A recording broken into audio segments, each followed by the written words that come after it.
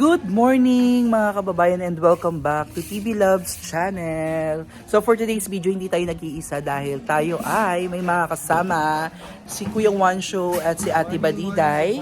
Again, kami na naman po ang naiwan dito sa bahay, pero si Ate Badiday, munti ka na naman umalis nang wala na namang schedule. So wala na naman pasok si Ate Badiday, nakabihis na siya kanina. Pero nalaman niya nga na wala na naman silang pasok. Okay? Kahapon naman, pumasok siya pero walang schedule. So ayun yung mas masakit kasi talagang bumiyahe pa siya papuntang Benguet. Anyway, bago nyo skip ang video na to mga kababayan, makinig muna kayo sa special announcement natin. Dahil sa bilis ng panahon, hindi ko na namamalayan na 1 year na pala mula nang ginawa natin yung channel ni Tita PB Love. Yes, you heard it right mga kababayan, kasi February 6, 2024 ay gumawa ng channel si Tita PB Love nung una naming pagkikita dito sa Pilipinas. So short short story behind sa paggawa natin ng YouTube channel ni Tita PB Love. Okay, I remember nung time na tayo ay unang nagkipagkita or una nating na-meet si Tita PB Love kasama ang PB team at yung mga family ni Tita PB Love, sila Tita Carol, Tita Cathy, sila Tita Elma, sila Kuya Tirso, sila Bricks. Sino pa ba yung mga kasama namin sa Coron? So sila po yung una naming mga na-meet nung time na yon. At yun yung time na grabe talaga yung bakasyon namin noon. Bonggang-bongga kasi kami ay pumunta ng Coron. Tapos after ng Coron, first time natin nakapunta ng Shangri-La. Habang kami ay kumakain. Nagbiro doon si Tita PB Love na sabi niya, gagawa siya ng channel. Gagawan ko daw siya ng channel. Para sabi niya, hindi, gagawan ako ni RJ ng channel. Gumagano siya, parang biro-biro lang. Pero ako naman, hindi ko naman iniisip yun. Hindi ko naman yun, siniseryoso. Kasi nga, sabi ko, napaka-busy na ito ni Tita PB Love. Napaka-busy niyang tao. At hindi niya na kayang harapin pa yung ginagawa kagaya namin na, syempre magbablog ka pa. Hindi po kasi biro ang pagbablog. Ang paggawa ng content, ang pag-alis namin. Yung ibang content creator, talagang nag-iisip talaga yan, sobra. Lalo pa kami na kami ay talagang nasa field, umaalis, nag-scout. Mahirap maging content creator, mahirap maging charity vlogger. Hindi po yan ganun kadali. Kaya yun, iniisip ko na, sabi ko, biro-biro lang to ni Tita PB Love. Pero nung pangatlong mention na siya ng ganun, iniisip ko, sabi ko, ano kaya kung seryoso si Tita PB Love, no? At bagay naman din siyang maging charity vlogger kasi nga syempre siya yung major sponsor ng PB team. Inisip ko na, sabi ko, baka pagka gumawa si Tita ng channel, mas lumawak pa yung kanyang tutulungan. Okay.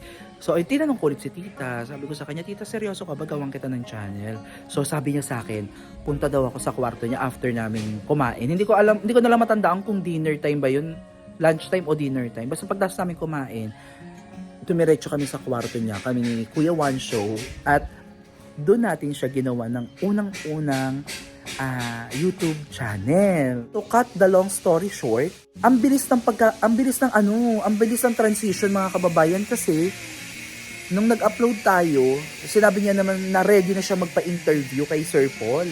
Okay? Ready na siya magpa-interview, parang magre-reveal na siya. So pinag-isipan namin kung saan i-upload, kung sa channel ni Tita PB Love or sa channel ni Sir Paul. Napag-usapan namin, napag-desisyon na namin na sa channel muna ni Sir Paul i-public yung yung video niya. Kumbaga doon muna i-upload para mas maraming makakapanood na meron ng channel si Tita PB Love. Okay? Pero itong paggawa ng channel ni Tita PB Love, napag-usapan na namin to, yung bago pa siya ma-monetize or whatsoever na kumita siya dito sa channel niya, na lahat ng kikitain dito 100% na profit niya ay mapupunta po sa charity. Ayun nga po ang nangyayari ngayon, okay? Wala pong kinikita si Tita PB Love dito, no? Promise yan. Wala siyang dito. Wala siyang kinikita every single cents dito sa channel na to. Lahat po yan ay binibigay niya sa charity. Dinidivide niya po yan sa amin, tapos sa Tres Marias, and so on so forth, okay? So ayun mga kababayan, after noon, ang bilis nag-boom ang bilis nag-boom ng channel niya, kasi in just wala pa atang 10 days na monetize na si Tita PB Love. nakakagulat kasi ang bilis talaga ng subscribers niya. Yung unang upload namin, pangalawang upload, pangatlo. Sa pangatlong upload ata namin, doon na siya na-monetize. Na-hit niya kagad yung requirements ni YouTube ng 4,000 watch hour at saka 1,000 subscribers. Kaya bonggang-bongga talaga. Tapos, ayun, pagdating, hindi ko talaga makakalimutan yun mga kababayan kasi lagi kaming nandoon sa mga special occasion ni Tita PB Love. Lalo na nung na-hit niya yung 100,000 subscribers niya, nandun kami nun sa Boracay, gabi yun, at inaabang ko talaga yung yung countdown, nagka-countdown ako. Tapos merong nanonood kami ng live band at sinabi ko dun sa live band nga na pwedeng ipag-greet ang PB Love Channel at ang PB Team na nanonood doon sa araw, yung gabing yon. Tapos sinurprise natin si Tita PB Love. Congratulations! Congratulations! Shout out kay Sir PB Love ng Tugong Biyahero! Ayan, sana po ito. Shout out po. And of course, happy 100K subscribers! Tugong Biyahero! For Tita PB Love. Tita! Happy 100! Congratulations! Pumili tayo ng cake doon tapos ayun yung nilagay natin doon, happy 100,000 subscriber. At kasabwat natin dyan si Tita Elma. Si Tita Elma talaga ang natin yan, kakontsaba natin yung time na yun. Tapos si Kuya One Show, ayan. Tapos andun ang PB Team. Kaya lang, may nangyari nung hindi maganda kasi kay Sir Paul, kaya umuwi si Sir Paul noon. Kaya ang naiwan na lang nun si Kuya Ellie at si Peter Paul. Grabe, February 6, 2024, 1 year na ang kanyang YouTube channel at patuloy pa rin tumutulong si Tita PB Love sa munting niyang kaparaanan. Kahit na napakaraming, hindi din naging biro ang tinakbo ng kanyang karera dito sa YouTube kasi ang dami ding mga bashing, ang daming, hindi maiiwasan yun eh. Kasi noong mga unang-una pa lang, hindi talaga kinakaya ni Tita PB Love. Sabi niya, hinto na daw siya, ganyan-ganyan. Pero kami, ini-encourage namin siya na huwag niyang ihinto kasi sayang. Bakit ka magpapa-apekto sa isang tao na wala namang ambag sa'yo? 'Di ba? Na tumigil ka para tumulong. So, continue lang. Gaya nga ng sabi ni Kuya One Show, 'di ba? Tuloy mo lang.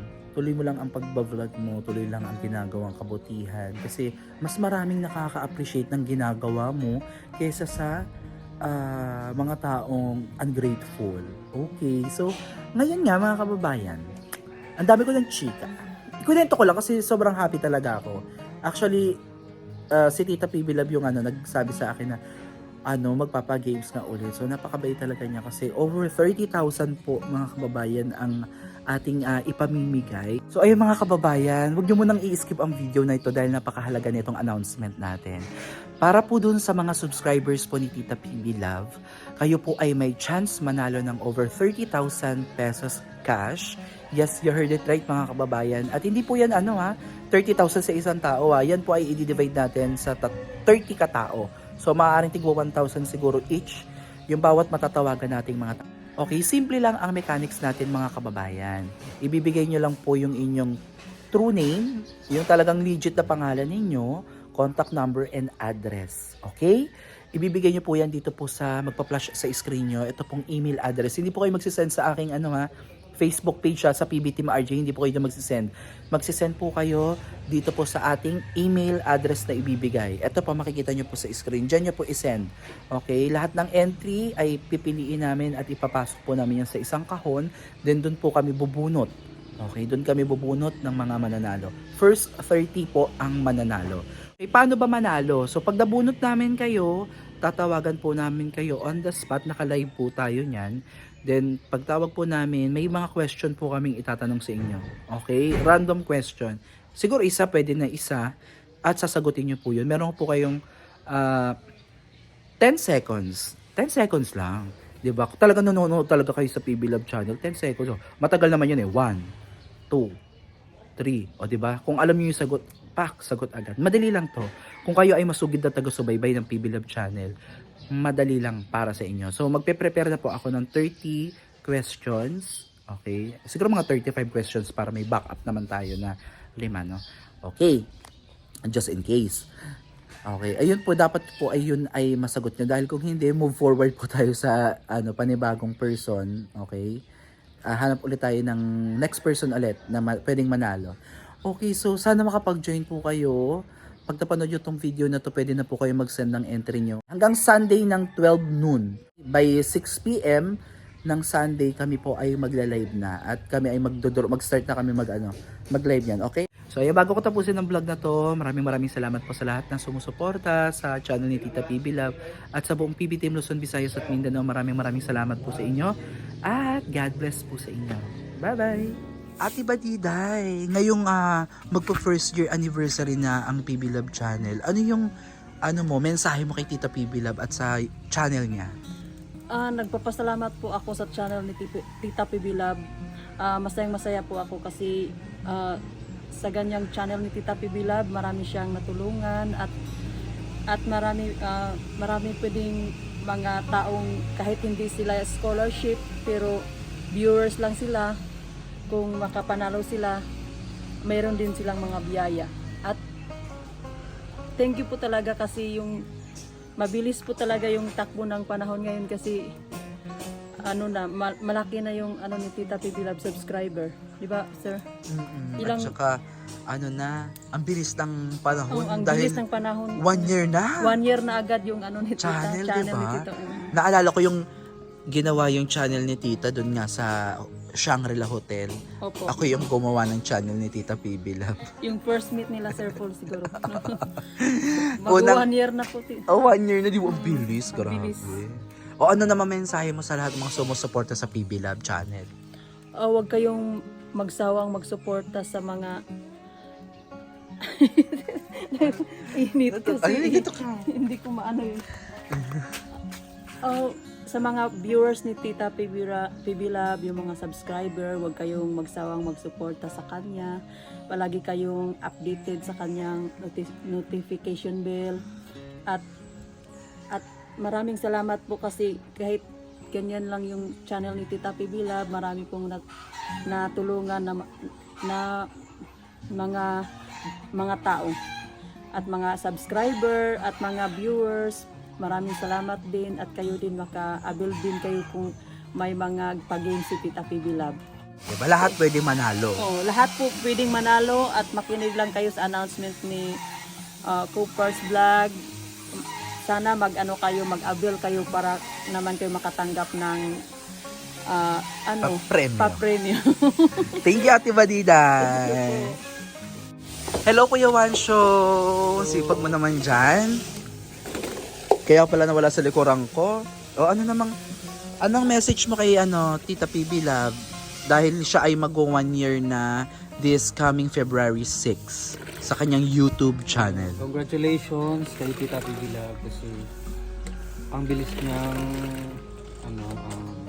naabot yung silver button at ayun, continuous lang po tita, huwag ka magpadala sa mga negative na kasi hindi naman lahat positive yung mga comments. Huwag ka lang magpatinag doon kasi kunti lang naman yun, mas marami pa rin yung mga na-appreciate yung mga ginagawa mo. At maraming salamat po sa kabutihang loob na shinare mo sa ating mga kababayan, lalo na yung mga nangangailangan ng tulong. Congratulations, happy 1 year anniversary po Tita PB Love. Thank you, Kuya.